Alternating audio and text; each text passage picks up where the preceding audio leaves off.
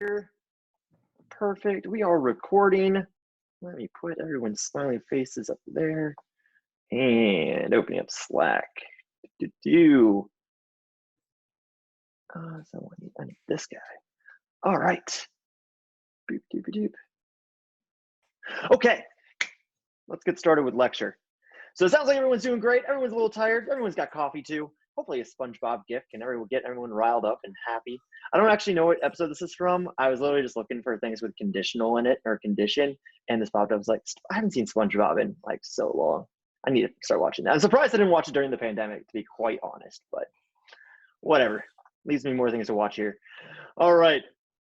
So today we're going to get nitty gritty with conditionals and debugging, aka some errors. But before we do any of that, as always, we're going to start up with announcements.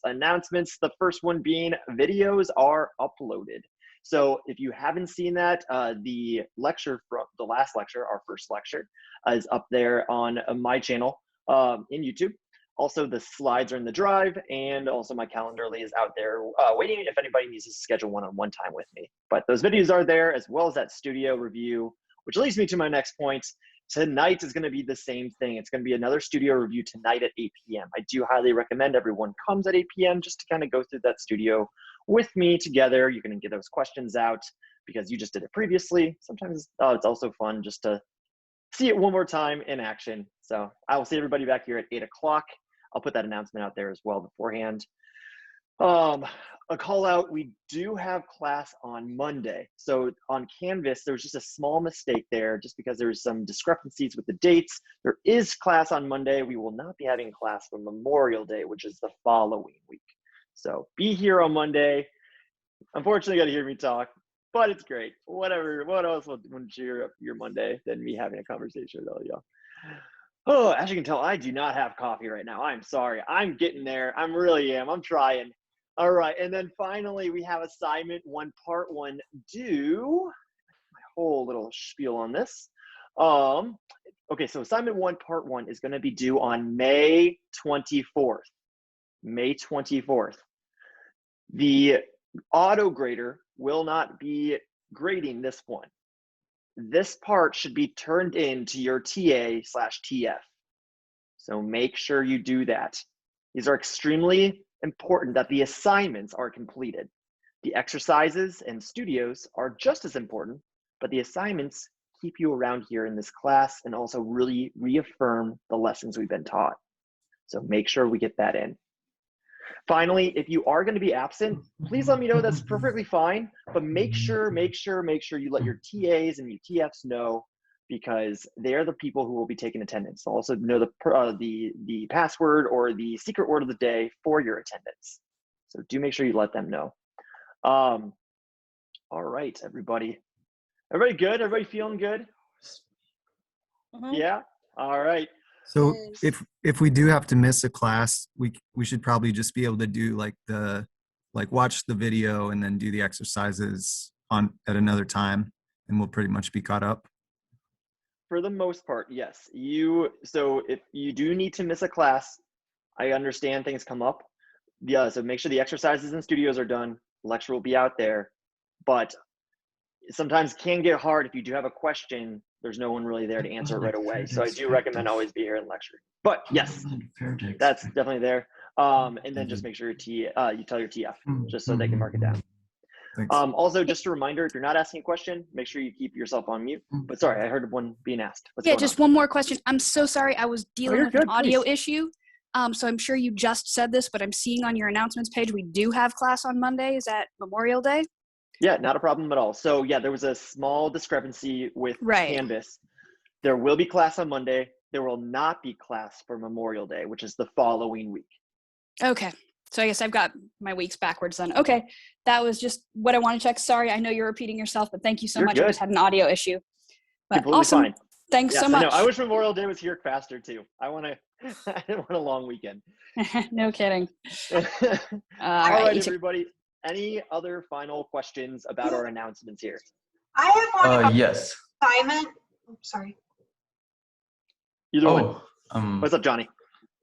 Okay, so how are we supposed to turn this into one of you? So talk with your TA about that. When you complete your assignment part one, make sure you tell your TA it's completed and they will grade it. Yeah, I've tried I to have send- one. I have. Perfect. I One have second, one Amy. just to finish. I saw you raise your hand, Amy. I'll get to you in a second. Brittany, I saw that you also had a question. What's going on? Yeah, so just with the assignment, it's just part one that we're supposed to complete by what day again? The 24th? May 24th. Okay, so don't worry about part two. That's what As you're of right saying. now, don't worry about Okay. turning it in. But yeah, once you're done with part one, feel free to keep moving on. Okay, awesome. Thank you. Absolutely. Amy, I heard you had a question. What's going on? Okay, so for the assignments, it's in my accommodations that I'm supposed to be able to work ahead, and it hasn't been put in Canvas for me to be able to work ahead yet. So go ahead and talk to your TA about that, and we can get that all assigned. I can't do anything on my end, but we can talk about that offline. So feel free to direct Okay. message me and also include your TA in it as well. Okay, thank you. Absolutely. All right, anybody else with a couple or any other questions about this? Great questions about the announcements. I'm happy everyone's on top of everything. All right. Mine isn't really about the announcement. It's just, I mean, I'm really enjoying the class. You know, I've learned a lot in the past few days and all that. But how do you have any, tip that you can give for people like me who sometimes feel overwhelmed and the material just feels so much to cover in such a few times? You know, sometimes you want to read and you want to really understand the concepts. You just don't want to read for the sake of just reading it, right? Mm-hmm. So do you have any tip for people like my kind who may be in the same shoes? Absolutely. And you most likely are not alone whatsoever. I get that a lot, like that question a lot in these classes. It's a lot of information. Hence why I have had respect for every graduate that comes through Launch Code. This is a very difficult class. There's a lot of concepts to cover. So excuse me, I can't even think of words today. My tip to you would be, don't get lost in the details. We'll be going over concepts. Know those concepts, variables, the data types, things like that we absolutely stress. Know what they are. Everything we'll be teaching you in this class is like a tool in a toolbox. You don't need to know what the material of the hammer is made out of in order to use the hammer. Don't get lost in those details. Know how to use it, know how to identify it, and practice with it. When you feel comfortable enough with it and you feel curious enough, then dive into those details. Otherwise, if you do go down rabbit holes, that's when you get lost in the material. So that would be my biggest tip for you. Great question. And if anyone does feel overwhelmed, absolutely. And if anyone ever does feel overwhelmed, do reach out to myself, reach out to your TFs and just ask for guidance, ask for just any kind of uplift you need. And that's what we're here for. Yeah. All right. I have another. I have another question. Sure, Amy, what's up? Okay, for when it comes to the attendance keywords, that's going to be kind of a hard thing for me to do with how it's in the chat because of how sometimes I'm not able to focus on the chat as well as sometimes I do the calls on my portal, and portals, so you can't use Zoom chat. For sure. So with attendance, that's going to be all with your TF. So in your breakout classes, let them know that. Okay. Absolutely. All right. And then I heard one more question. Yeah, I was just going to say that in terms of helping to understand the material, I noticed that Terrence has been posting videos like to kind of really go over each chapter.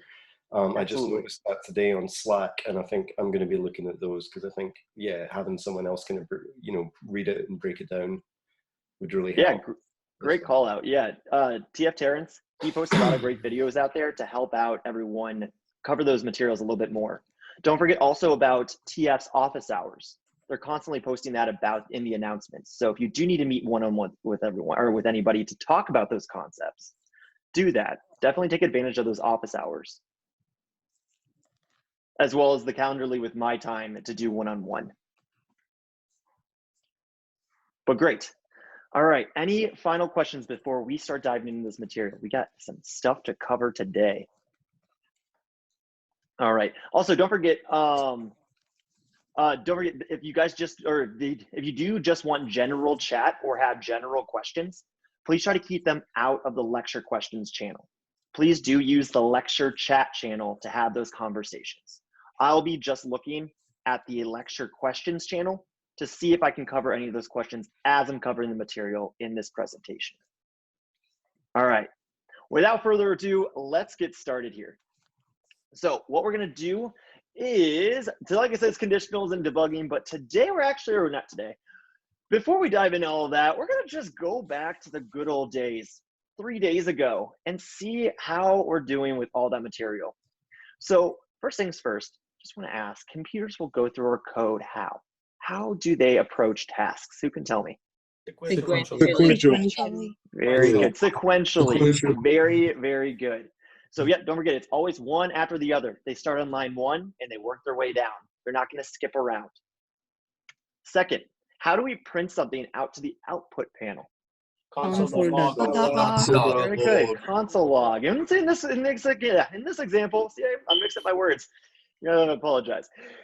We're going to use console log. And in this one, we're going to say happy Thursday. Happy Thursday. Let's all get coffee. But in here, we see something that we also saw last class. And it's these two little guys. What does this exactly mean? As I have the answer right there. Very good. It means string. Awesome. So yes, this means string. So remember those quotes? That depicts a string. So if we wanted to maybe create a variable for that string, happy Thursday, called my greeting, what word would we start with? Let. Very good. Let's. And then what word? My greeting. My greeting. Very good. My greeting. And then what? Is equal to Equal Thursday. Equals double quotes, happy happy Thursday. Happy Thursday. Yeah. And remember, happy Thursday is wrapped in those quotes because it is a string. So this is how we would create that. My next question to you all is, what about reassigning my greeting to happy Friday? Because we're all looking forward to Friday. My greeting. Greetings. Happy Friday. Yeah, happy Fridays. We'd start with my greeting and then say happy Friday. Again, wrapped in those quotes. But make sure we do note, we did not use let here. Yeah. Let. We already assigned. Very good, exactly. We already created that variable using the word let. We already created that variable using the word let. Hence why we don't need to recreate it. We reassign it by using the equal sign. But this is a rhetorical question. If we never plan on reassigning our variable, we haven't really talked about what to do here. So let's go ahead and cover that real quick. We're going to bring in my greeting. Like we said, we assigned it to happy Thursday, and then we're going to reassign it to happy Friday. Now, this is a variable that is going to change because as the days change, Thursday, Friday, Saturday, we can reassign our variable. That's why we use the word let. But let's talk about a variable that we wouldn't want to reassign. In this example, what if we have a dog? It's dog's name. In this case, we're going to set it to Stark. So don't forget, if I do want anyone to speak out, I promise, I'm sorry. Please make sure you keep yourselves on mute. I really am really sorry. But yes, I love it. No, you're all good. You're all good. Zoom is a really hard one. We'll get in the swing of things. But yes, dog's name equals Stark. And I love what you said there. It is absolutely constant. When we don't want to change something, such as the dog's name, we use that keyword const, which we've seen in our last reading. So this shouldn't be anything new, but we haven't talked about it just yet in lecture. So yes, const dog name equals Stark. This right here will tell our computer we plan to never change this variable. Hence, if we ever tried to like this, we would immediately get an error. So we need to someone's audio keeps on beeping loudly and it's really hurting my ears. Okay, if anybody is not talking right now, can we all just turn our microphones on mute? Let's give it a second to do that right now. Awesome. All right. So this is what we're going to be using to keep our variables from changing. Const dog name equals Stark. So this is what we're going to do. But I want to actually show you too, just so you don't think I'm lying to you, what const will actually do. Like we said, we're going to assign let my greeting equal to happy Thursday. And just to make sure we keep tabs on everything, we're going to console log it as we move down. So we're going to say my greeting here. Perfect. And then what we're going to do is reassign my greeting by saying my greeting here to equal to Happy Friday.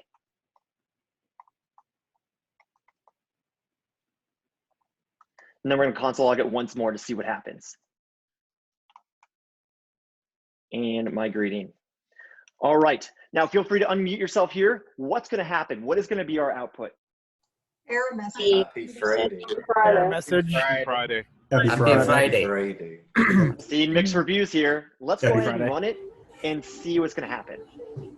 Nothing will happen. We get Friday, Happy yeah. Thursday and Happy Friday back. We do not get an error message back because we didn't use the word const. We used the word let. Let. Mhm. The second we switch to const and we rerun it, now we get Error, that yeah. error. It's because const means it does not want to reassign itself. The assignment to a constant variable. This was an error. So we cannot try to reassign those particular variables.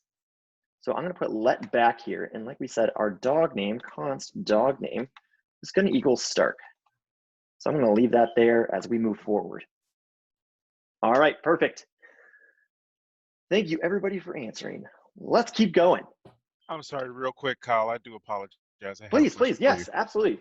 Okay, so back here, now we wouldn't have to, like, if we use the const, we wouldn't have to put const again, you know, like say, for example, if we did const my greeting, Happy Thursday, and then we do my greeting again like in line 4, and that changed to Happy Thursday.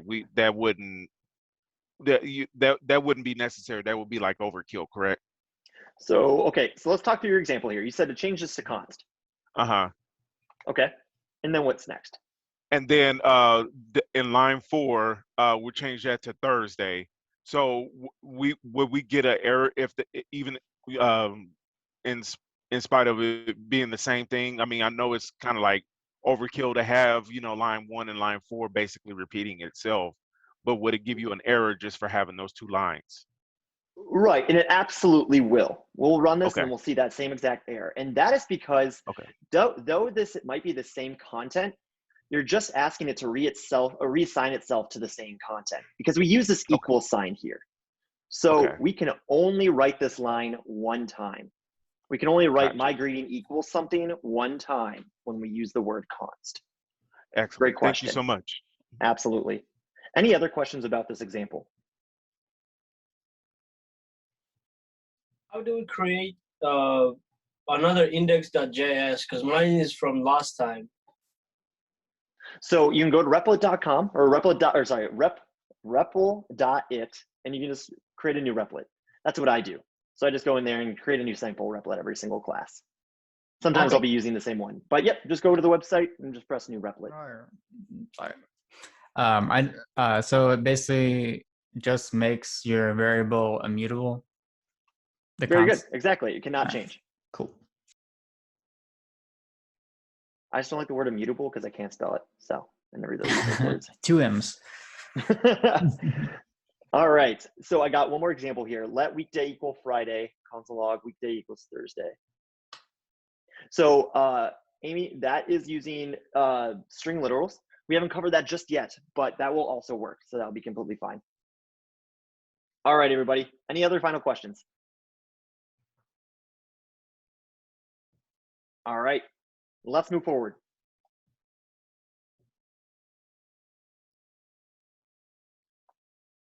So coming back here, we're going to talk about some types, but we're going to be using, again, like I said, I'm a huge dog lover. So we're going to bring that in.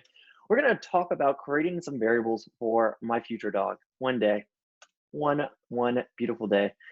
First, we're going to say the dog's name is Stark. Someone talk me through creating a variable for Stark. Stark's name. Let. So, well, a dog's name, I apologize too, I didn't really get too detailed about this.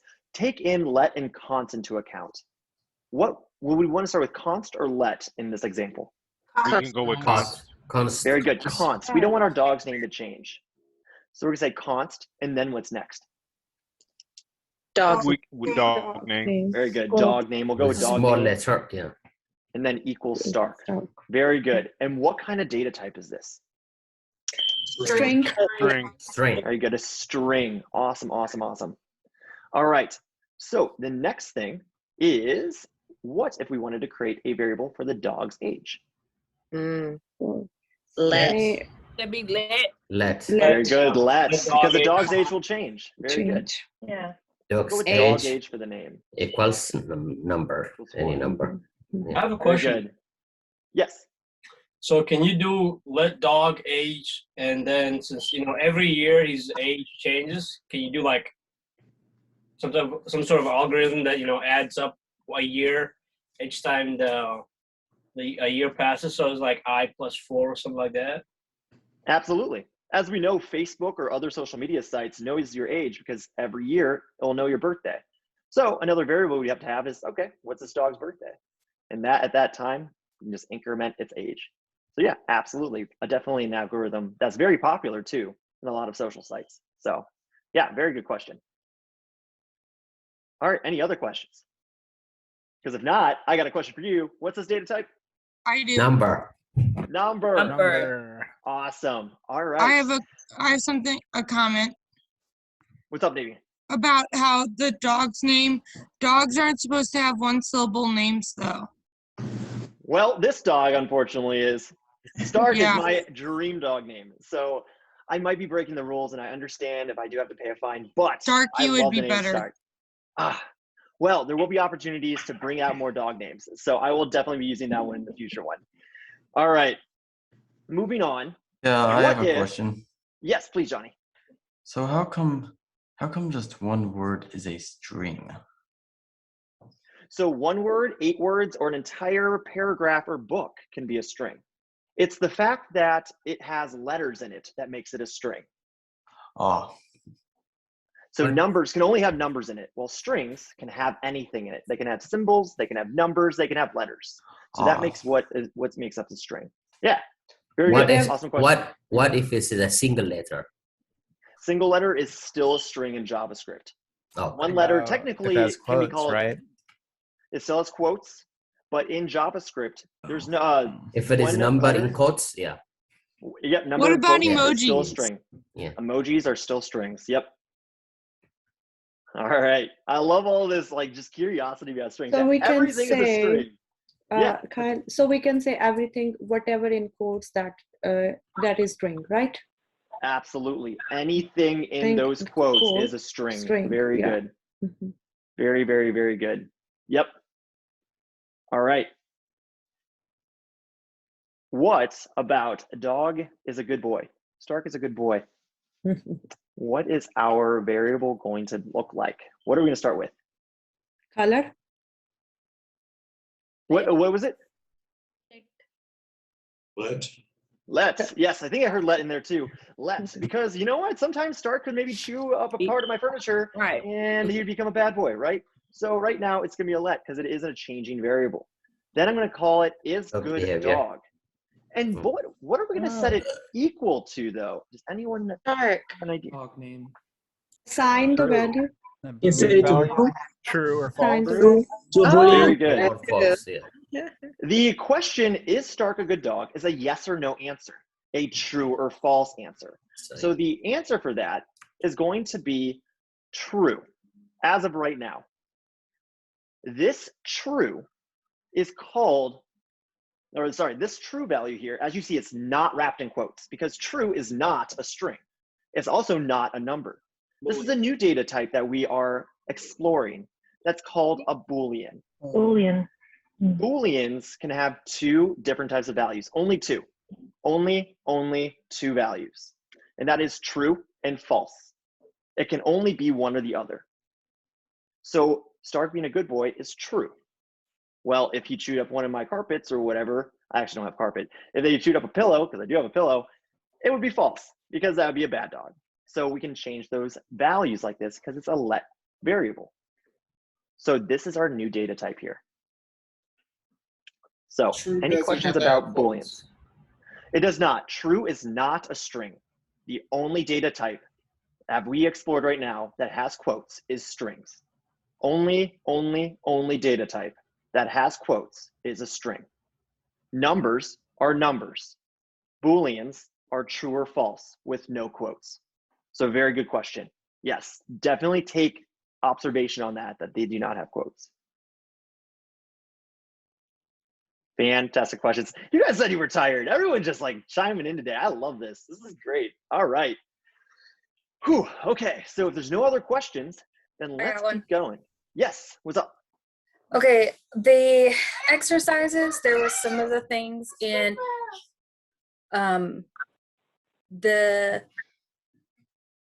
setting up the statements to be true or false. There was like the launch ready stuff. It was better for the code to set it as false.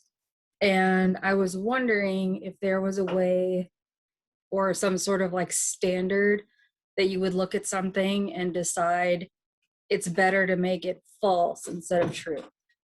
Absolutely. So what that exercise is, or what you were all doing, is a checklist.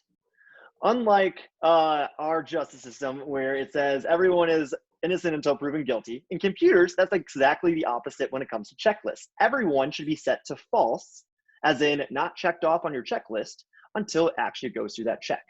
So to answer your question, by default, if you're going through a checklist, as in true or false, is it true? Is it checked off? Is the candidate ready to launch? The default should be false.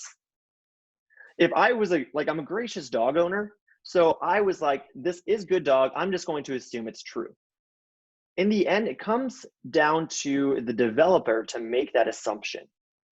But I would recommend, if you're doing checklists, to-do lists, or any kind of validation, it's always best to say false before you say true. You should assume it's always false before it's true. You should assume the password is wrong before you assume the password is correct. Why is that? Yeah, why? So basically, if I tried to go into an email or something like that, and I just type something in, or type a password in, if I just assumed everyone's password is correct, I set the Boolean to true, AKA is the password true, anyone can just log in. You should always approach that algorithm by saying false. Trying to think of a better analogy here, more to kind of capture what I'm trying to go for. But essentially, you should always assume a checklist or validation is false before it's true. Just because for security purposes, for your own sanity, you should always check something before you believe it's actually true. Kind of like if someone tells you something like the sky is green, like you shouldn't just assume it's true. You need to do a validation. And if it is true, then turn the variable to true. Otherwise, it should stay false. It's kind of a terrible, terrible Thursday, very tight analogy, but this is what I'm kind of going for, is that you should always check yourself before you actually set something that's true. Hopefully, Kyle, is that just a convention? That is a convention. I'd say it's more of a recommended standard as you're doing that. And you'll also learn as you progress with Booleans and also conditionals that will save you a lot of headache. Hence why I'm warning you all now. So the reason why you assume it's false first is because a lot of the times it's more likely to be false because there's so many more other possibilities than it being true. So technically it's more likely to be false before it is to be true. So it depends on the circumstance whether or not it's more likely. It's like a scientific method though, right? Like the scientific method, if you're going to test something, you're going to set your hypothesis to be false, and then you can prove it to be correct. As a nerd, I enjoy that analogy. That is exactly how we're supposed to approach it. Essentially, it's safer to assume something is false before you should mark it as true. You should always go in basically assuming your hypothesis is false until you can actually validate, hence setting it to true. So again, that's when a hypothesis changes to a theory, is when there's data supporting it. Exactly. But we are not going to talk about hypothesis today. So I want to make sure that the last bit of the stuff, but you're absolutely right, Amy. But I want to know if there's any other questions about Booleans before we keep moving on, because trust me, we're going to get a little bit more in depth with it. All right, fantastic. So let's move forward then. So we're gonna take what we learned about Stark here, and we're gonna move into some picky pups. So we have Stark, and in this just example, Stark is gonna be with a buddy named Bella. So you have Stark and Bella. Stark wants his bone. So Stark loves bones, whatever, because that's what I just spoiled him rotten with. So he likes bones. While Bella, she likes ball. She just wants a ball to play with. So tennis ball, whatever, racquetball, I don't know, that's what she wants to play with. So we're gonna take these two and we're gonna talk about this example. So if the dog's name is Stark, then what exactly should I give Stark? Bones. Very good. If the dog's name is Stark, then I should give him a bone. This right here is an example of something that we deal with all day. We are constantly asked questions. If I wake up late for work, I need to drive a little bit faster to my office. If I'm feeling hungry for, I don't know, I don't even know what I was hungry for today. Oh, I had pizza. I'm hungry for pizza, which is also a sort of subject in this class. If I'm hungry for pizza, then I'm gonna go to my local pizza joint. We have a lot of questions and basically if-then situations. These things that we deal with every day are called conditionals. They are asking, is this true or false? Are we going to do this? And if so, what happens? So am I hungry? Then I'm gonna go get pizza. That's a conditional. Do I want a dog? Then I'm gonna go get a dog. Unless I can't get a dog yet, and then I won't. But those are the questions that we answer to do something, hence a conditional. So let's break this example down that we have here. And we're going to look at dog's name is Stark. So for this, help me build this variable one more time. What are we gonna start with? Let. Constant. Dogs' names won't change. So therefore it's gonna stay constant. Remember, things that stay consistent are constant, aka we use const. So const, then dog name equals to Stark. So we're gonna take this example and let's dive a little bit deeper into it. If my dog's name is Stark, what do I need to give him again? Bone. A bone. Bone. So first things we need to do in computer speak is that we need to check to make sure that the dog's name is actually in fact Stark. So we have to ask the computer a question. We look at this. The statement here up says, if the dog's name is Stark. Just like in computer speak, we start with the if statement. This is how we start writing our conditionals or something to check our conditionals. We use an if statement. If, and then we're gonna say parentheses. And then in here, what we're gonna have is that we are going to put in the dog name. We're gonna check to see if the dog's name is Stark. So we say dog name. Double equals to. And also, don't forget, everyone, please try to stay on mute as we're going through here. I'll definitely ask people for questions if I need anybody unmuted. So dog name, and then we come to this second part of the statement. It says is. So in here, we're gonna say is in some way. Is means equals to. Equals to, we know is the equal sign, but in coding, we already know the equal sign means we're going to reassign something or create a new variable. So we use a different annotation with it. We put 3 equal signs in a row. And then we're gonna check if it's actually correct, or we're actually gonna check to see if dog name is equal to Stark. And then close our parentheses. This right here is our first conditional we actually wrote in our programming language, JavaScript. This is how we check to see if a variable is equal to a value. We're checking if dog name is equal to Stark. And give me 1 second. So this is our first conditional, and then we're going to explore one more portion of it. But before we do that, yes, I heard some questions. So in this case, it's kind of like how it works with, like if you're in a hospital or something, for a nurse to prevent getting a med error, they would scan your bracelet before they give you a medication. That would be another example. It's all those if-then possibilities. So we have, like I said, we have a lot of those going through day to day. So yeah, absolutely. Perfect. So let's continue. And just anybody else have any other questions about those conditional portions in general, of how we actually wrote this? I know there's some symbols in there that it might be a little still confusing because we haven't talked about them yet.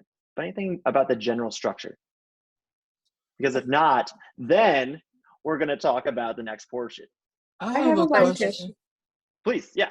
I saw two people here. What's up?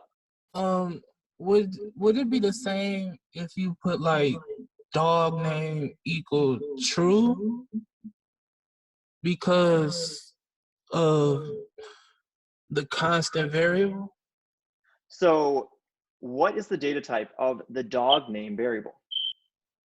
String. What is the data type of the word true? Boolean. Are strings and booleans equal to each other? No. False. So in this case, that would not work because dog name is a string. Hence, on the right-hand side of this conditional, we try to match it up against a string, aka Stark. We're actually trying to see if Stark is that string. So when you are approaching these kinds of problems, absolutely ask yourself if the two same data types. So dog name here, which is Stark, could never be equal to the word true, since that's a Boolean. And it's kind of like messing with apples and oranges there. So to answer your question, in that case, yeah, it would not. Okay. Hey, I have 2 questions. Sure, what's going on? First of all, what's the difference between 1 equal sign and 3 equal signs? So 1 equal sign, that is to assign or reassign a variable. Hence what we see the line above, dog name equals Stark. This is how we assign a variable with 1 equal sign. The 3 equal signs that we just went over are to compare the two values inside of each other. So is dog's name value equal to the value of the string Stark? So that's what would be the difference here. What about 2 equals? Right now, we don't know about 2 equals. So I don't know what you're talking about. Okay. So it is going to be necessary to use the strictly equals to for when you're doing the second line for if, rather than doing if dog name equals Stark. Talk to me. Correct, because 1 equal sign is to assign something. It is not to check. Talk to me again. Thank you. You're welcome. And also, about things that are about things that are partly good and partly bad, and then we just assume whom they're bad. Which I understand why in certain cases that is, but is there I mean, is that necessarily the case like all the time? For what portion exactly? Are we talking about Booleans? Oh, yes. So like we said, yeah, so it honestly in coding practice, it's best to just assume that something is false before it's true. So unfortunately, that's in majority of cases, but it's ultimately left up to the developer to decide that. So it's not necessity, but it is a good way to start out your code. Okay. All right, and then I think I heard one more question. Anybody else? Are we good? All right, then let's keep moving on. So we just had this conditional up here, but this is not the end of our code. This is not the end of an if statement. If we actually type this in right now, we get a big old error. So let's finish it up. We have an if part, which we just created, but as we know in these questions, we have a then part. What do we do if it's actually true? So let's explore that. What we start with is that at the very end of your conditional, you're going to put a curly bracket.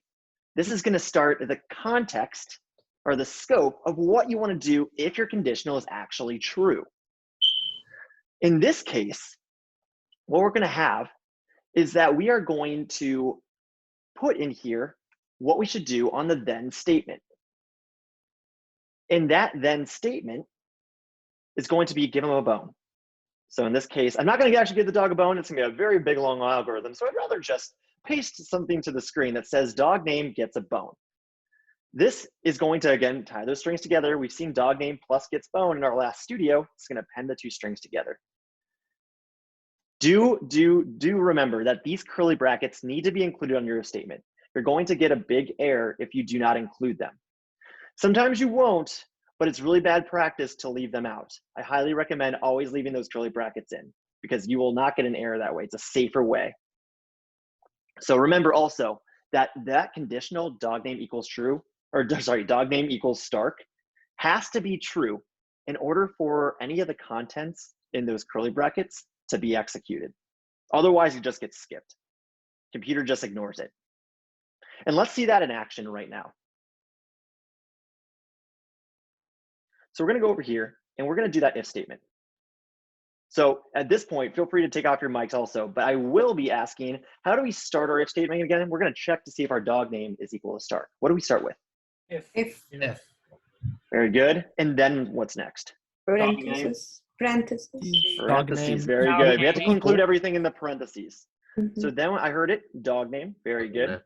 Triple equals. Triple equals are strict equals. And then then start. And then good. And I'm just going to include this. starts. I'm going to include our stuff in here. So I'm going to say dog name, which is our variable. It's a bone. Has a bone. Woo. Bone. All right, so there we go. And let's go ahead. I'm going to comment out these console logs with 2 double slashes and then run. And Stark has a bone. Very good. So nothing's proven different here. We haven't seen anything different. So let's actually see this if statement in action. What if Bella tries to come in here and get Stark's bone? Well, let's take a look. Nothing comes back. No console log comes back because dog name equals Stark here would be false because it would say Bella equals Stark, which is false. Bella does not equal Stark. Those 2 strings are completely different. Hence why we didn't see that console log, Stark has a bone. So we put Stark back here, we run it again, and we see that Stark has a bone. This is our first if statement. This is our first conditional, and we're actually seeing it in JavaScript. So what questions do you all have about this? I have one. So let's say this, going back to your example for Stark and Bella. So let's say you have line 9 and line 10, basically giving you the conditional for start. What if we created a line at 12 and 13 that basically said if dog name equals Bella, then we're setting another conditional, correct? And if Bella, if it is Bella, then we basically print on the screen a different message, or there you go. Stark has a bone. Uh-huh. And Bella has a ball. Okay, thank you. That's what I thought. Absolutely. Could you also do that by putting else instead of doing an else?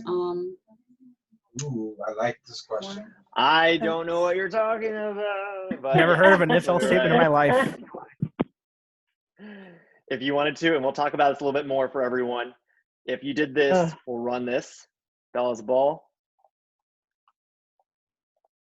And then Stark has a bone. But if we put in here Toby, then Toby's going to steal Bella's ball. So we need to keep exploring this and see what's actually going on.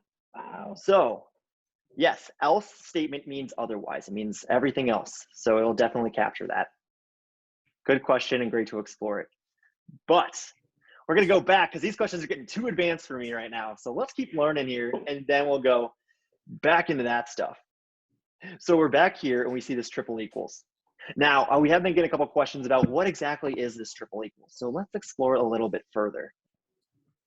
So what I'm going to do here. There we go.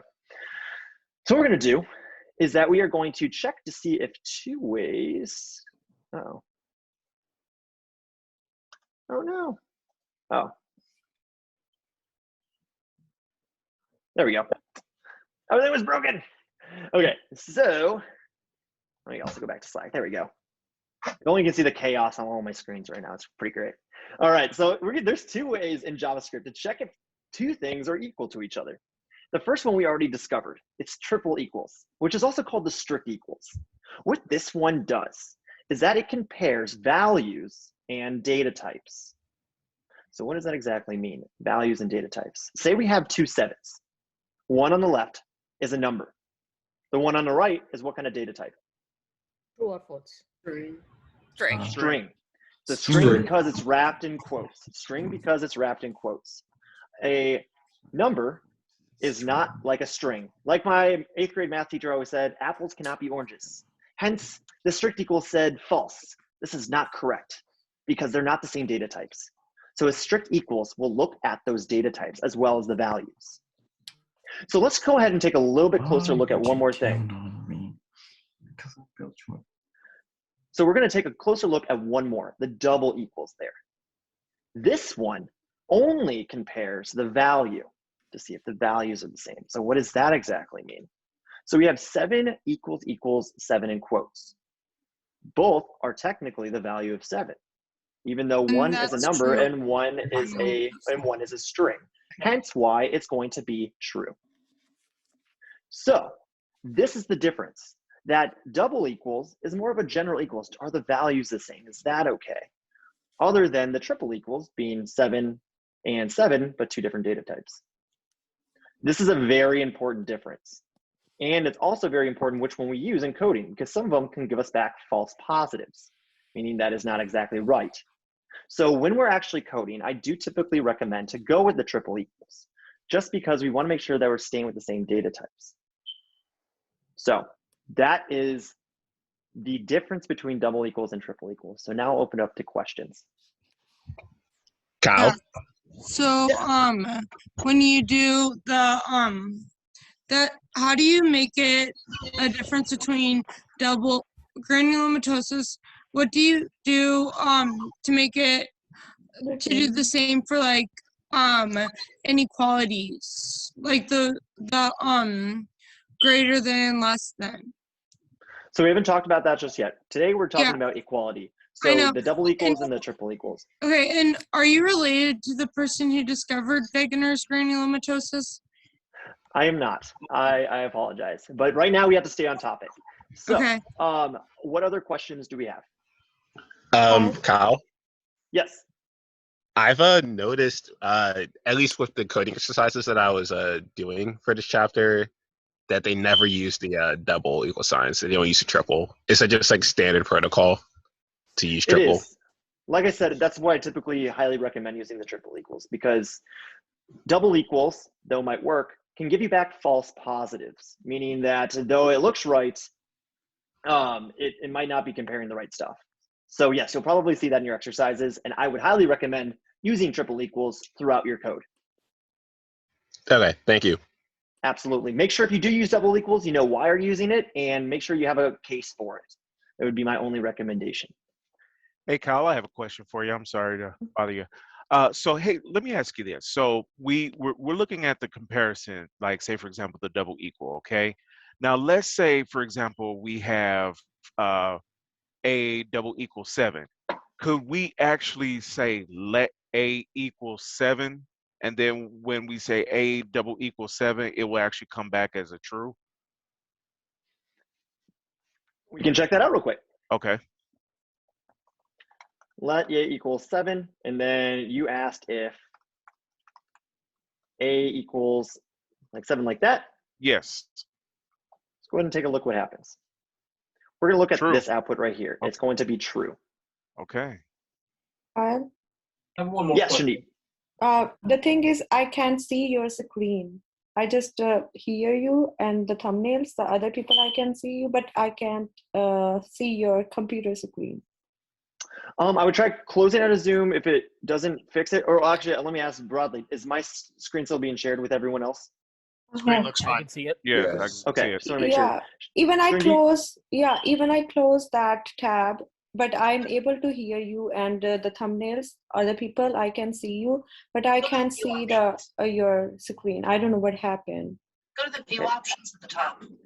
Be able to scroll through Yeah. the thumbnails, I believe. All you have to do is just Yeah. click Look. on the Zoom icon and it opens it back up. I'm sorry. That happened to me earlier. If you just click on the Zoom icon in your thing, it opens up the main screen back again instead of just the thumbnail video. No, so there is something else. I don't know. So if you, try to reach out individually, but also look at the lecture questions channel. It looks like someone's posting some side-by-side stuff. Also reach out to your TF through Slack right now. Otherwise, I'm sure they'll help you. Yeah, okay, I'll try it. Thank you. Okay. Yeah, absolutely. And if you do miss any of this, don't forget it will all be in on recording. So hopefully that will work for you too. Okay. I have All one right. more question. Yeah, what's going on? So can you use like one constant for a dog name? Let's say constant dog name equals to Toby and then comma Stark, and then just so you can have like more of like how do you say it? More of like organized code rather than having multiple constants for dog name. So looking at my screen now, we have dog name equals Toby here. So are you saying put the comma here? Yeah, and then strings and then Stark. So putting Stark here. Right, can we do that? Sorry, no. So for this one, no, you cannot. But one way you could possibly do, and I always forget if you can in this stuff, dog name too. And you do this because the computer can't just assume what variable you want to name Stark. Remember, every value assigned to a variable, every variable has to have a unique name. So the computer can't just come up with a variable name for that second value, Stark. So that's why we can't put two quotes next to each other. The computer will be like, which one do you want me to set for dog name? You have to tell me. So what we have to do then is create a second variable for your second value. I always forget if you put the comma there or not. What about a loop? You can, yeah. So we're not talking about loops today. That's going to be a fun future topic. So for this one right here, dog name equals to Stark. So we put a comma, but we have to name our second variable and then equals to Stark. So if you want cleaner code, though we haven't gone over this, this would be a way to do it. But for people who are just like, what did we just do? Don't worry about it. This is just a way to kind of condense code. Does that kind of help does that kind of answer your question? Yeah. Okay. All righty. So, any other questions about this? I'm loving all the questions. All right, if not, we're gonna go explore something new now. Because I wanna ask the question, what if we get into not equals? We've already talked about equals, but what if we don't want them to be equal, or we need to check to see if they're not equal? Henceforth, we bring in the dog's age. And we wanna write a conditional to check if the dog's age is something. Let's explore that. We're gonna write if dog age, and then how we say not equals is exclamation point equals equals 1. In this case, what we're checking to see if the dog's age is not 1, then we're going to print out to the screen that pup's grown up, meaning it's not 1, so it's got to be 2, 3, 4, etc. So we know the pup's grown up. So this is a way we can check if a value is not something, and return true for it. One thing to really look at here is how we wrote this, this comparator. We usually did for equality, triple equals, but we replaced the first one with an exclamation point. Exclamation points in coding means not. Means not. Taking a closer look at this, we'll do a quick if statement here. If dog age does not equal 1, then we console log that pup is grown up. They grow up so fast. Let's run in and take a look. Oh no. Oh, you're totally right. As I can see over here, what I saw is that dog age is not defined. And it's absolutely right. I did not put our dog's age in yet. Constant dog age. Oh, how old is our dog? 4. It was 4. But wouldn't that be a You couldn't use constant. Yeah, it would be let. You guys are doing great. All right, on your toes today. Yes, it is a let because our dog will age, unfortunately. Good call out. Very, very good. And look at that. Our pup is all grown up because he's 4. So great, great, great. I love how everyone's paying attention. Yeah, exactly. I didn't make mistakes. Yeah, I'm just making sure you guys caught them. Yeah. Fantastic. All right, so there we go. That is our if statement. That's how we check if it's not. Not is our exclamation point equals 1. All right. Is there a reason that you use 2 equal signs instead of 3? Exactly. For That's this? my question as well. So Yes. what we did was that we're not using 3. We simply replaced 1 to say not. This right here would be our non-strict not equals. Well, this would be our strict not equals. Putting 4 here, and we ran this, and we see there's a red line here because it doesn't know what this is. Basically, it's getting too big. So this is the not operator for our strict equals. So don't think of it that we are using less equal signs. Think of it more as we replaced one for that exclamation point. Very good. Let's run that, make sure everything is still good. It's so good. Great question. What else you guys got? I have a question. What's With up? the exclamation equals is the less strict one. Does that mean you could set it up so like 7 does not equal number 7, and then say 7 equals 7, both numbers will say it's false? I love the conditional ones because I had to like really think, like, okay, let me think of that logic. Yeah. So what we have here is that I put dog's age in 4 here. And I have the number 1 here. Now I can do that comparator. No, I don't mean this. I mean how we did, the example that you gave with the 7 equals number 7 with the equals or whatever was showing that the triple equals does, yeah, the value and the type have to be the same, but the double one is just 7 and 7 are the same thing. So if that was a exclamation equals 7, 7, would that be true? Let's go ahead and just do those real quick. So we'll come down here, as we already saw here, 7.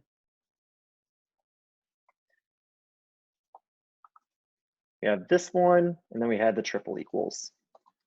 Real quick, I'm gonna run this for everyone just to see, no magic, nothing up my sleeves. We have true and false. Here, what I'm gonna do is I'm gonna replace it with its not equivalent.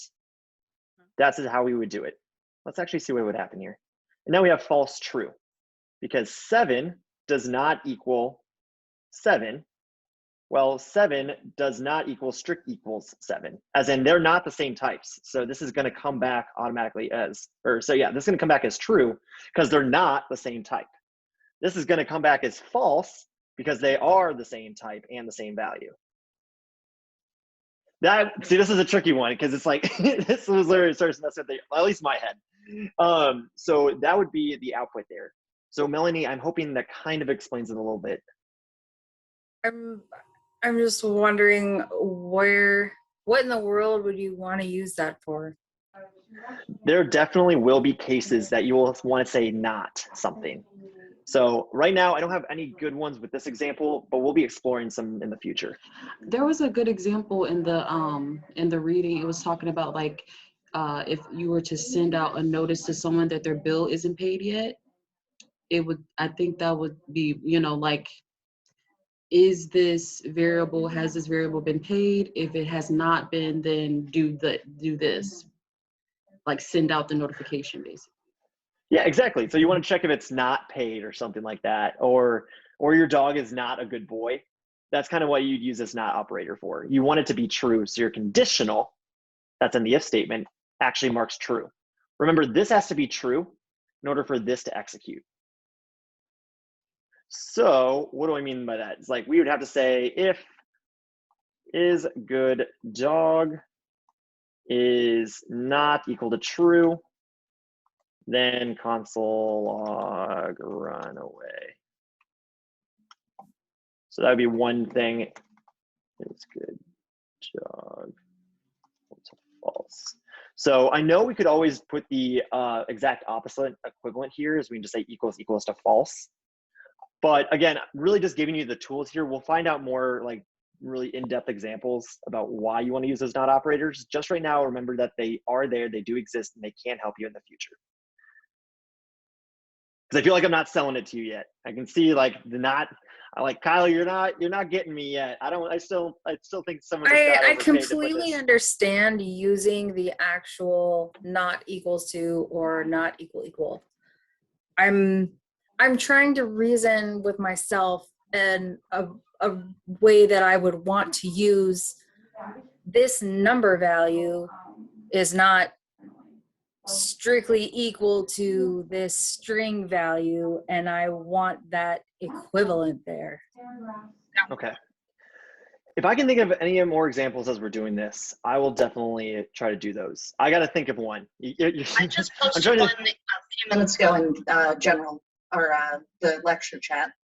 Sweet, thank It you, was with Lucy. Awesome. Booleans, but yeah. I have a question. Yeah, Melanie, hopefully that helps you out. I apologize, I can't sell to you just yet, but yeah, it's a tricky one.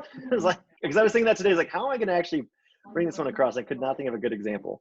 So Yeah, because that's how I keep this stuff straight, is I give myself like a reason I want to use this way.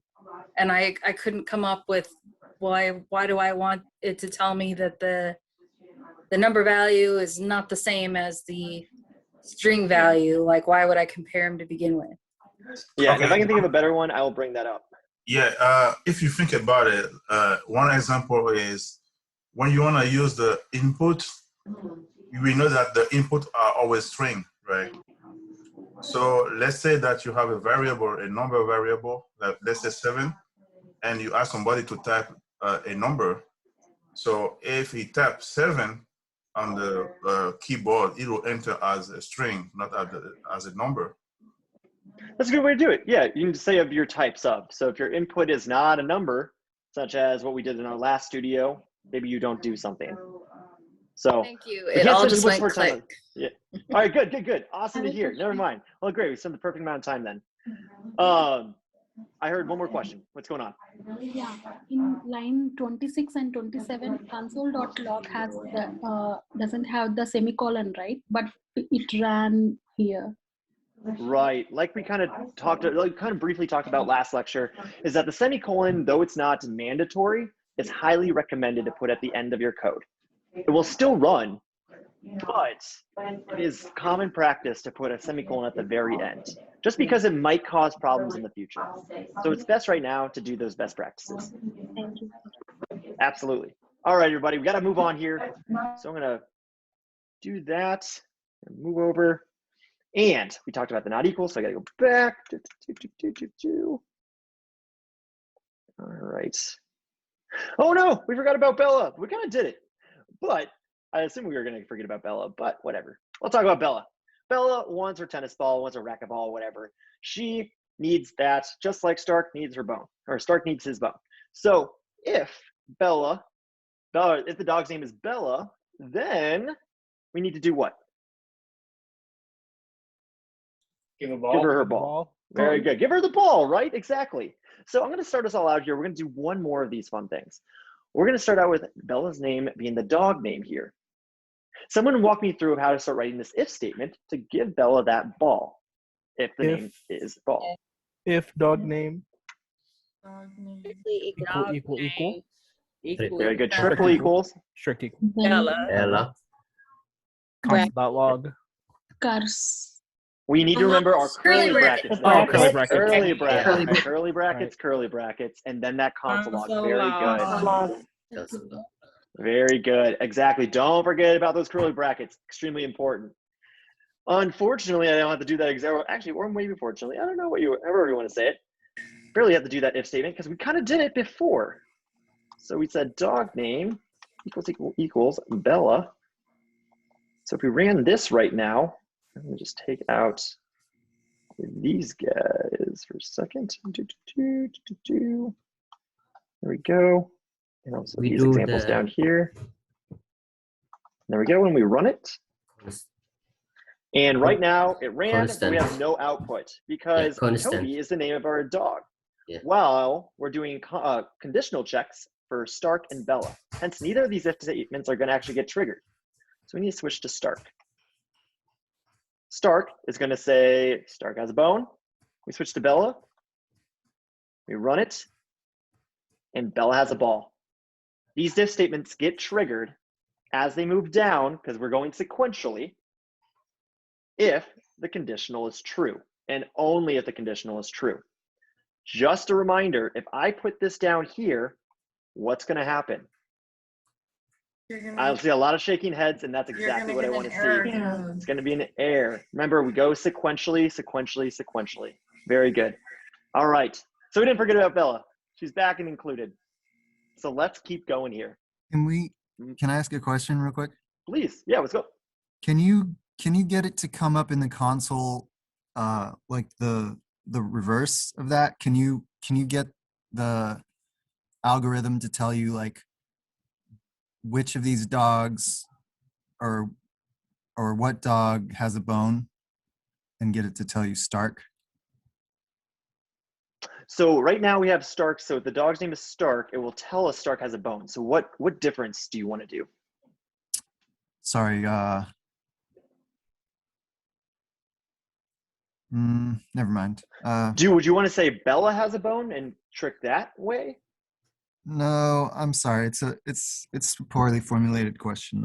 He's asking. No, the I actually, the yeah, question actually, type, which dog has a what or stuff like that, and then you give him the answer.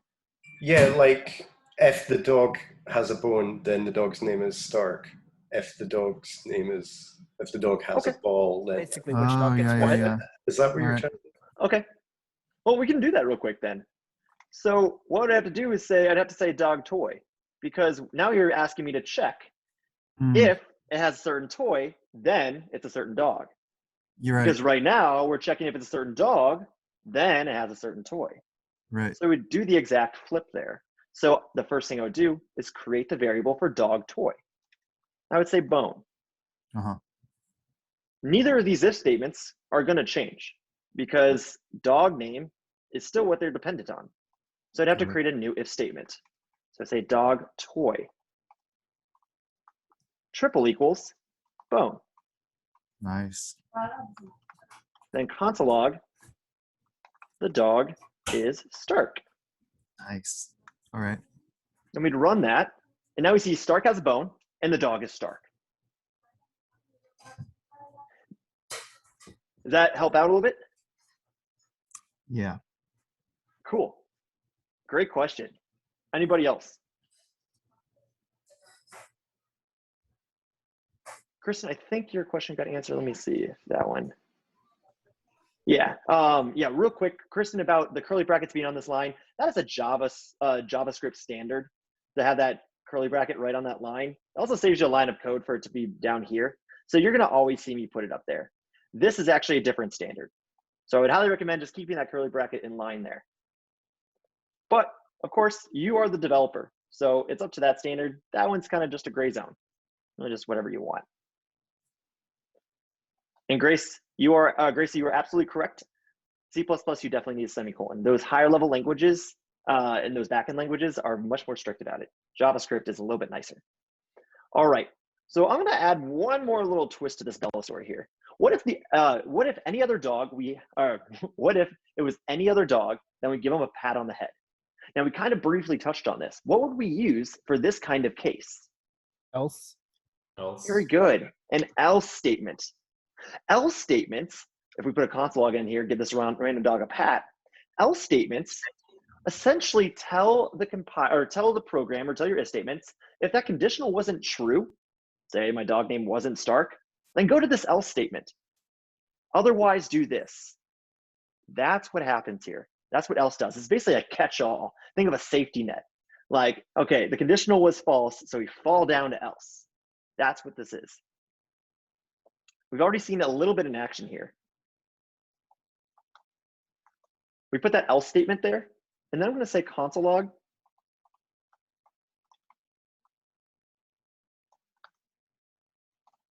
This isn't Bella. What? Then we run it, and we see that Stark has a bone. This isn't Bella. What? Because our dog name is not Bella. And then, of course, our dog is Stark. So this else statement, again, like I said, is that catch-all. If this conditional, aka the dog name, is not Bella, which it's not, we go to this else statement and we print out, this isn't Bella. Whoa, where's she? So that is what this is doing here. Any questions about the else statement? Because one more thing I want to show you. We know about if, we know about else, but one thing we can do is combine them both into one thing, and that is the else if statement. If statements, as you can see, can be chained together. We can create a whole long list of just different cases. So we see an if statement up here for Stark. We see an if statement down here for Bella, and an else statement. So let's just chain them together. What I'm going to do up here is I'm going to put else if, a space between else and if. Now, this is a little weird. What exactly does this mean? This means that, again, we go sequentially. So we start on line 12. We're going to check if the dog's name is Stark.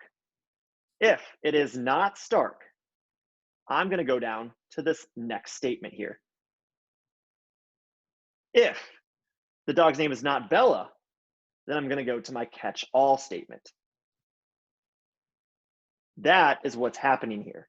Sequentially, sequentially, sequentially. That is what's happening with these if statements. So here, and I'm going to comment this out just for our benefit, we're going to run this. Now we just see Stark has a bone. We're going to switch to Bella and run that one. Now we see Bella has a ball. Finally, we're going to switch out this console log to whose dog is this? And we're going to say Toby. Poor old Toby. He's all lost. And now we get that catch-all statement, the otherwise, in the else. And it says, whose dog is this? Because we're down here.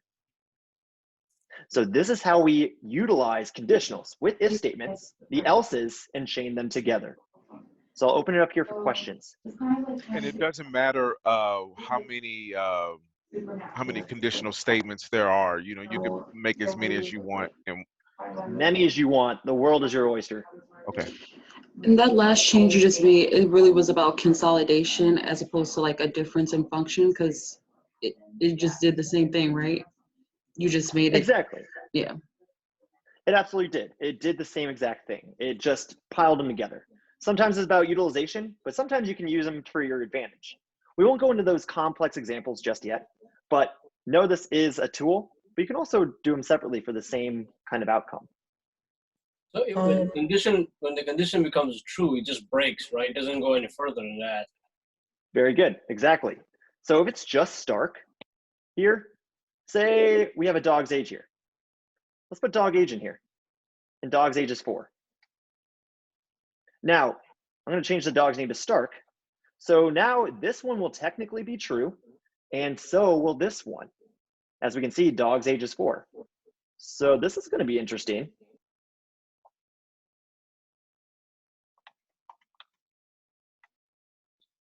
So we're going to say the dog is 4 here. Who can tell me what my output's going to be? What's my output going to be here? Just going to be Stark has a bone. Stark has a bone. Stark has a bone. But the dog Very good. Only that one. Only Stark has a bone. Now, the second we switch it to anything else, I didn't spell anything right today. Nope. Then it goes to the dog is 4. Because just like you said, it will break out of there. If this one is true, then it won't even check these other ones.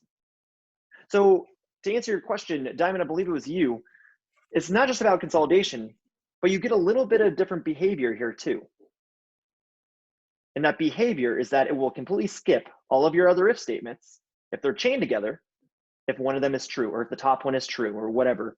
We'll skip all the bottom ones.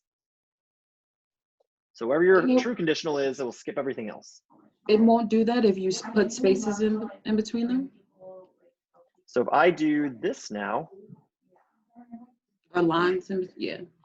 So we see this, or we don't even have to do a line, either one. That else is what ties it together.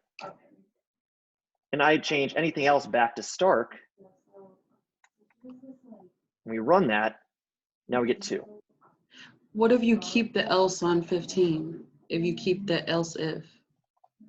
Technically, it's still chain itself. Okay. So those spaces doesn't matter. That, again, I do those spacings for my own personal OCD. What the compiler is going to see is that you said else here and then have an if statement. It's like, okay, I know what you want, Diamond. You want me to chain them together. So that's what it's doing there. Does indentation matter in JavaScript? I know Python is very picky on that. No, this is not one of those languages that will deal with those kinds of indentations and spaces. JavaScript is very forgiving with that, but is not with curly brackets and sometimes semicolons. Makes sense. Does it always run else if before else? Like, that's a very good question. Else should always be at the bottom. Else should always, always, always be at the bottom. Because if I put it up here, remember it goes sequentially. So there's, if it goes here and it's not Stark, it's going to go to here to say else, like, oh, you want anything else then. And also you'll get an error. I forgot about that. So logically, we cannot do it. And also programmatically or syntactically, we cannot do it as well. Okay. Hey, Kyle, yeah. quick question for you. So would we be able to put like two specific conditions on one line? So for example, line 12, it says if dog name equal, and if we put plus dog age equal 4, and would we be able to do that as like a conditional there? I'm going to stop you right there. And Jason, you're just reading my mind. And I don't know what you're talking about because we'll talk about it a little bit. So we're going to keep going then because we are getting a little bit here short on time. So that is else statement. That's the else ifs. And everyone just take a deep breath. Yes. While we're taking a deep breath, what's going on? Okay, so I was just curious why we do these examples instead of the like ones that we do before class, like the exercises. Exactly. And yeah, those exercises are meant to be those examples. And I can absolutely help or ask your TA and I can walk through them on one-on-one time. But coding comes in a multitude of flavors. Those examples, you need to see a lot of examples to understand how to do the tools. That's why I do definitely different examples from what we actually have in those for those exercises and the studios to try to give you a variation of what to actually expect and how to use these things in different ways, just to kind of get a wide variety of the tools and their uses across in multitude of ways. So yeah, I won't be typically copying too much close to the exercises nor the studios, though I try to get the concepts. Does that kind of answer your question? Yeah, it does. Thank you. Absolutely. Has everyone taken their deep breaths? Very big. Like in. I need to go back to yoga. God, I miss yoga. All right. I only did one yoga class. That's what I mean I miss yoga. Like I went to one free session, but whatever. Okay. Now we got deep breaths. You guys knew this was all coming. True or false? Our favorite part of any test. We're gonna bring it in here. We're gonna have our dog name. Wrong. Anywho, dog name is Bella, which is a constant, and then our dog age. But someone tell me this. We have our if statement here that has a console log of yep, if it's true, and nope, if it's false. So who can tell me what's going to be our output here? Yep. Yep. Yep. Yep. Yep. Very good. All right, let's move on. How about this one? Dog name equals. No. No. No, because the dog's name is Bella. We got Bella for the weekend. So that's what it is. It's a nope. Not on this day. Okay, dog. Keep going. Dog name does not equal Stark. Yep. Yep. Very good, because dog name is Bella, which does not equal Stark. So yep. And how about this one? Dog age equals. Yep. Yep. No. Oh, I'm hearing some nopers. Oh, That's yeah. what we need. Remember, Oh. 7 there is in quotes, so that is a string, my friends, a Yeah. string. And our dog age is a number. So strict equals takes those data types. Tricking us. All right. Last but not least, how about this one? Yeah. Yes. Very good. Yep. Perfect. Awesome. All right. Know what I did next. So very good. We survived that one. So my question to you all is, what if Bella only gets her tennis ball when she's 8 years old? Now, this is a bigger ask here. The dog is going to be Bella, and she has to be 8 years old. She's got to be a little bit older before she actually gets her tennis ball. Maybe she needs her ball teeth, and I don't know, something like that. But let's tear this thing apart. The first thing, the dog's name needs to be what? And talk to me in conditional here. Bella.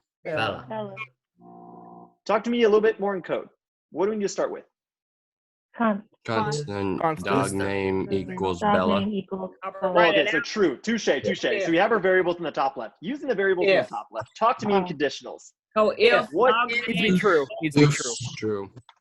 So dog name equals Bella here. Yeah, that was a little tricky. I apologize. Let's go to the next part. How old does Bella have to be? Again, talk to me in conditionals. 8. Just be 8. Dog age equals 8. Okay. We have, very good. We have two conditionals in this conversation now. The dog has to be Bella, and she's got to be 8 years old. So both of these have to be true in order for her to receive her tennis ball. Double ampersand. Now, this is one thing. What was that? Ampersand. Ampersands. Double ands. Okay, well, you were just about to teach that. Okay. Very good. I love it. I love it. What we need to do is both of these need to be true. Hence, both, aka, both of them need, or sorry, both meaning her name has to be Bella and the dog's age has to be 8. Hence, ampersand, ampersand, and use two of them to mark that both of them have to be true in order for this conditional to work. Naturally, we wrap this in this statement. This is how our conditional will look. So we wrap both of those and we do a console log there. Bella gets her ball.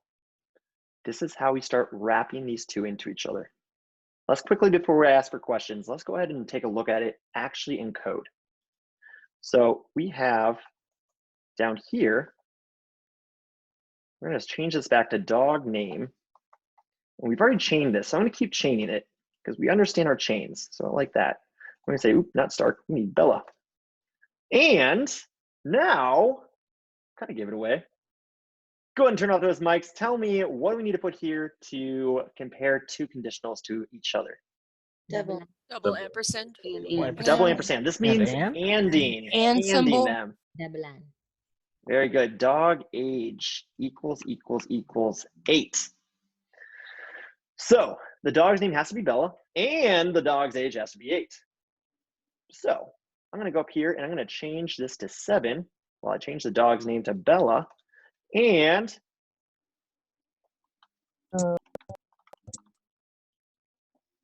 so we're going to get an interesting one here. What's going to be our output? Who thinks they know what the output's going to be? Whose dog is this? Dog is this? Yeah. Whose dog is this? Yeah. Very good. Whose dog is this? Whose younger pup is this? Because it's not going to be true here. The dog's name isn't Stark. Her age is not 7, even though her name is Bella. And therefore we get to this catch-all, this else statement, and it's going to print out whose dog is this? So let's actually get Bella her ball. Happy birthday, Bella. You are now 8 years old. We're going to rerun this. And now Bella gets her ball because both conditions are true. This is how the ampersands work.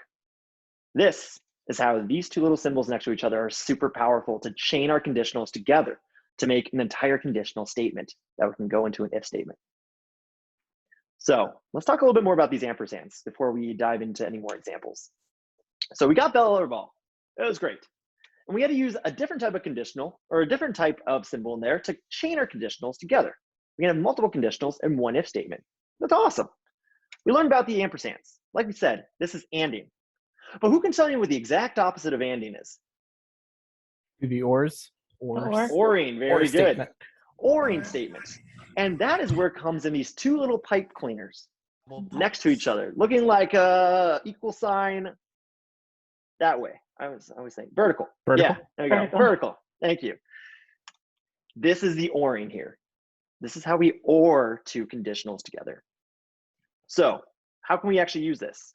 Well, let's take that same exact example there with Bella. So we have if the dog's name equals Bella or the dog's name equals Stark, then they both get a belly scratch because they're both our dogs. So if the dog's name equals Bella or the dog's name is Stark, they get a belly scratch. I got a question on this. Yes, what's going on? Hi. In the conditionals, like dog name, like plus, sorry, there are 3 equal signs, but are we able to use the 2 equal signs instead? Again, you can use them, but they are not recommended. In this case, it will work, but it is more recommended to use the triple equal signs when doing this. So gotcha. Yes, correct. It does work, but I highly recommend using the triple equal sign at this time, unless you can make a case for it to use double equals. All right, thank you. Absolutely. All right, let's take this real quick and go in here and take a quick look to see who gets a belly scratch. If the dog name equals Bella, who can remind me what symbol we use here? Or trying to or. Double pipe cleaners. Double pipe cleaners. Very good. Exactly right. Dog name equals Dog age. Stark. Then what did I get? Console dot. Belly scratches. Belly scratch. Belly scratch. I need to go find my friend's dog so I can get somebody belly scratch. All right, belly scratch. All right, let's go ahead and see what happens here. Look at that. Belle gets her ball and a belly scratch. She's having a great day. Let's take a look at what Stark gets. I'm gonna run it. Stark has a bone and he gets a belly scratch. That's great. What does Toby get? Nothing. I was like, whose dog is this? And no belly scratch. Toby's having a terrible day. Poor Toby. So in the end, this is how we use our two little things right here. Two pipe cleaners to do our ORing. We use our 2 ampersands to do our anding. And then we have our dog's age. So that is it. Those are all those if statements. Sorry guys, sidetracked. I'm looking at a question real quick. So what happens if you find a second dog that's name is Bella and who is 8? Well, then you found her twin, because in this case, it's still going to be Bella. So unless you're checking maybe a dog named 2, const dog name 2 equals Bella, then nothing's going to work here, because none of these if statements actually deal with dog name 2, aka that second dog that we found. So if we ran it, we'd still get a whose dog is this. So remember, if we find a second dog, that means we have to make a second variable for our other dog. So there we go. So I'll open up here to questions. Any final questions about conditionals and or Booleans? Actually, I do have a question, Kyle. What's going on? There's been a lot like kind of going on back and forth, but the or symbol, what is the keyboard shortcut for that? I wish I could. I don't even know how to show. That's It's going to be above your backslash. Backslash. It is. It's above Yeah. backslash. So look on the right-hand side of your keyboard. Above that return, you should see your pipe cleaner. So shift, double tap. That is your. Oh, okay, I see it. All right, thanks. Awesome. For sure. And then in the top left, when we do start talking about tildes and everything, that's where the tilde is going to be as well. But yeah, I know I couldn't find it first either. That was probably the hardest part about the or statement is finding that dang key. All right. Great question. Any other questions? I have just still a little bit confusion. Double equals or triple equals? For sure. So I'll try to give a little bit of an explanation here, but feel free to go back and watch this lecture too on the full sides of it. But okay, so the double equals only compares value. We come down here, we see our 2 console logs. One is comparing a 7 and the string of 7, as we see that. Then we see one that is comparing a number of 7 and a string of 7. So kind of we can say in the brief, if we have the same kind of data types, then we have to go with the triple? Not if you have them. If you want to match between them, if you want to see if they're equal. We're going to go ahead and run this. Also. Yeah, so triple equals will check if the data types are the same. So if that's something you want to check, go for it. That's what you want to use the triple equals for. In this class, I highly recommend using the triple equals unless you have a case to use the double equals. Okay, so double equals to we just use whenever the data types are different, right? You do not want to. I would highly recommend always using the triple equals. If your data types are different, but they're still comparing them, there might be something wrong. So I would highly recommend using triple equals always. Okay. If you can make a case for it that data type does not matter in that scenario, then feel free to use the double equals. But you really have to make sure you have a strong case for it. Okay, so better use like we can use triple. Yes. When in doubt, use the triple equals. Always, always, always use that triple equals. Okay. Kyle. Yeah, what's going on, Melanie? Would saying that the value matters more be a strong argument? It would be, but I would ask why if the values are so important, why are they 2 different data types? I'm still trying to wrap my head around this, so I'm trying to put it into a situation. So I was just, because you keep saying you need to have a good argument for it, so I was just wondering. Trying to find a good argument for it. Because in that case, it would be values. Yeah, there's very rare instances that there's good cases for it. you should, if you have different types, you should be casting from one to the other. So say this would be a common situation that you all might run into. You're going to be asking your users for an input, right? You're going to ask, how big is your crew? How many astronauts do you have, right? You're going to type in 7. When you get that input back, it's going to be in a string. You do not want to compare that string 7 to a number 7 all the time, because there's going to be more advanced comparators that you're going to use in the future. That's not a good practice. Hence, we don't want to use that double equals. Instead, you want to convert that string 7 into a number 7. So what I'm trying to get at is that don't try to search for a good reason, because there's very, very rare ones out there. In this case, only go with the triple equals. And again, I have to always put in the majority of cases. I was just, the more answers I get, the easier it is to. Oh, you're good. Yeah. So you were like, unless you have a strong argument. And I was like, well, maybe the values matter more. So. If the values matter that much, make sure you're converting them into the proper data type before you compare them. Okay. Cool. Great question. Yeah. Again, I'm sorry. I don't have I don't have one of those instances that would be relatable. So, okay. I'm sorry. I apologize. Yeah. Any other questions about this? I have some questions, like some silly questions. Are we able to create some variables during or right between the code blocks or something area between the conditions? If you want to create a variable down here, you mean? Yes, like creating any variable like using let, but you absolutely can during the code block. Yes, you absolutely can put them in here, and you can also put them in your if statements as well. Let's quickly say one more thing, is that I would highly recommend always putting your variables at the top of your program. But it's highly recommended. Yeah, second, inside of here, if you put a variable inside of your if statements, the second that you leave that if statement, the variable no longer exists. It only exists within these curly brackets, aka only within the scope of your if statement. All right, thank you. Absolutely. What if you're creating a global variable? Does it matter? Global variables are the ones that we're talking about up here. These would technically be your global variables. Okay. Because they're accessible anywhere, even within the if statements. But the second you put it in here, that becomes a local variable to that if statement. Gotcha. Awesome so questions. You can use like an if statement to reassign a variable, right? Like if this, then blank equals whatever, right? Absolutely. So let's say maybe. And then after you leave the conditional, it doesn't disappear, does it? Nope. Once you assign something that's out here, it stays there. So I'm going to switch my dog name to Alette because I just changed it. Don't need dog name 2 anymore.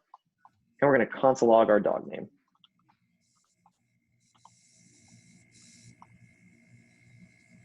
Dog name and Amy. All right, you ready? Moment of truth. Oh, never mind. Not moment of truth. What does that start? There we go. Not anymore has a bone. And our dog name is now not anymore. Even though Stark started up here because we reassigned our variable on line 13. Once we reassign a variable, it stays reassigned. So does that kind of help answer your question, Ashton? Yeah, it does. And then, but if you initialized a variable in the nest, then it disappears? Correct. So I said, let my var equals 1. And say I try to output that down here instead now. Well, what's going to happen is I'm going to get a big old red block because that doesn't exist in this major scope. It only exists within these curly brackets here. Okay, thanks. Absolutely. I get a big red message, syntax error that my else statement is unexpected token. What could be going wrong, you know? Make sure you're checking out your curly brackets, and everything is attached to a curly bracket. Your else statement also has to have curly brackets as well. So double check that, and just make sure that your parentheses and your if statements are all in the right spot. So that's actually a great question, and we're gonna go really quick because we are out of time here. We're gonna do one last thing about errors, and it's a great segue into that. So let's just take a look at quick errors. We already got one right here. We had a reference error. This is a syntactical error that I just did because I tried to do something that is not allowed. Basically, the compiler is like, what the heck did you do? This is not right. That's a syntactical error, something that the compiler is going to catch during that. The next one is a runtime error. That's what's going to happen when you're running your programs and everything breaks for whatever reason. Right now, I don't have anything too much to demo runtime error, but I promise you we're going to get some. Then the third one is a logic error. This one is because of us. This is a human mess up. When we do a logical error, it means that something didn't happen how we expected it to. Have you ever done a program yet that maybe when you press the run button, the right thing didn't happen? That is a logical error. One would be, say, down here, instead of Bella, I have Stark. But I know this dog name needs to be Bella in order for that output to work. So if I say Stark down here, I'm gonna change that to not. Right here, Bella has her ball, even though the dog's name is Stark. This is a complete logic error. Like, this is not how things should be working out. So this has that third type. And unfortunately, the logic errors, the ones that we are in charge of, are the hardest ones to fix. Go figure. But those are three types of errors that we're going to be exploring here into the future. And errors are a fun thing. It's like a puzzle, but also a puzzle that can cause you to work on Saturdays. But whatever. Anyway, that is it, everyone. That's all I got. So thank you very much for not falling asleep during this. And I hope everyone, well, if you're still awake, then you must have had a great time. Haha, get it? Conditionals. I'm hilarious, right? I laugh at myself all the time. All right. Anywho, that's all I got for y'all. I'm happy to answer any questions if you want to stick around for 5 seconds, but feel free to go to your breakout rooms now. I am a little over time, so feel free to leave if you guys want. Go find your breakout rooms. Go find your friends. Enjoy the studio for tonight. And then I will start answering questions if anyone has them. Otherwise, also, studio at 8 p.m. Don't forget, you can feel free to ask those questions then, too. Hey, Kyle, it's a non-coding studio tonight. We're doing SMART goals. Okay. I didn't know that. Now we'll talk about our SMART goals tonight in review. Well, how about that? I'll open up for 8 p.m. tonight. We'll do a little bit of studio review, just to talk about it, but I'll also be there to answer questions. At this time, feel free to go to your breakout rooms, and we'll answer those questions in the studio tonight at 8 p.m. See you all there. Thank you. Thanks.